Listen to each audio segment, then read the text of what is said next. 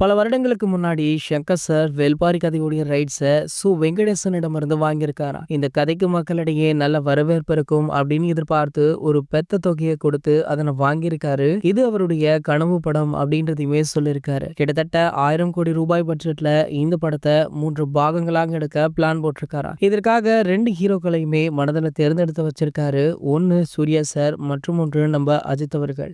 இவங்களை வைத்துதான் இந்த படத்தை எடுக்க பிளான் போட்டிருக்காராம். இந்த படத்திற்கு 1 வருடம் தேவைப்படும் அப்படின்றதுனால முன்னணி ஹீரோக்கள் அனைவருமே பின்வாங்கினாங்க. இதனால Shankar sir Indian 2, Indian 3, game changer போன்ற படங்கள்ல கவனத்தை செலுத்த ஆரம்பிச்சாரு. இந்த படங்களை முடிச்சிட்டு வேள்பாரி கதைக்க ஆரம்பிக்கலாம் அப்படின்னு மனக்கோட்டை கட்டியிருந்தாரு. துரதிருஷ்டவசமாக அவர் எடுத்த அத்தனை படங்களுமே சமீபத்துல ஒரு மிகப்பெரிய பிரச்சனையை சந்தித்தது. அதாவது 2 படங்களுமே ஓடல. ஆகையால லைகாவிற்கு ஒரு மிகப்பெரிய நஷ்டம் ஏற்பட்டிருக்கு. இந்த நிலையில பாத்தீங்கன்னா லைகா தரப்புல இருந்து வேள்பாரி படத்தை ப்ரொடியூஸ் பண்ண முடியாது அப்படின்ற தகவலை வெளியிட்டாங்க.